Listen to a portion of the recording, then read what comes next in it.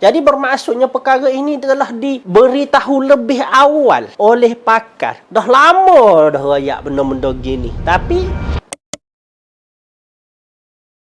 saya kira kita semua maklum berkenaan dengan remaja melakukan jenayah katanya terpengaruh dengan permainan game. Dia jadi timbul perdebatan berkenaan dengan remaja dan gadget. Termasuklah juga dengan usaha yang dilakukan agar dihadkan penggunaan gadget dalam kalangan remaja bawah 18 tahun. Tapi sebenarnya perkara yang dicadangkan agar remaja bawah 18 tahun itu tidak memiliki gadget sehingga mencapai umur yang sesuai, ia bukanlah sesuatu perkara yang baru. Saya masih ingat dalam satu temu bual sekitar tahun 2014-2015, penganalisis jenayah Kamal Afendi Hashim pernah menyatakan bahawa adalah tidak disarankan agar remaja memiliki device, memiliki social media sebelum mencapai umur 18 tahun. Jadi bermaksudnya perkara ini telah diberitahu lebih awal oleh pakar. Dah lama dah rayak benda-benda gini. Tapi kita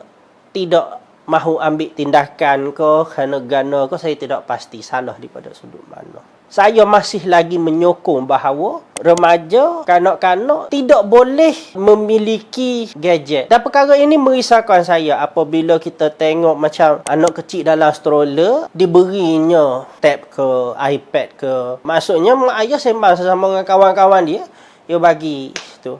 Saya tegaskan segalanya perlu bermula daripada rumah. Gadget bukan tak boleh nak dibui, bukan tak boleh bagi langsung, tapi perlu ditonton bersama dengan kandungan yang kita sendiri pantau. Effort sikit lah. Nak bagi anak tengok apa, kita kena screening dulu, kita kena tengok dulu. Dan saya agak hampa juga apabila dapat tahu kata dalam pusat asuhan kanak-kanak dekat tempat tu ada televisyen.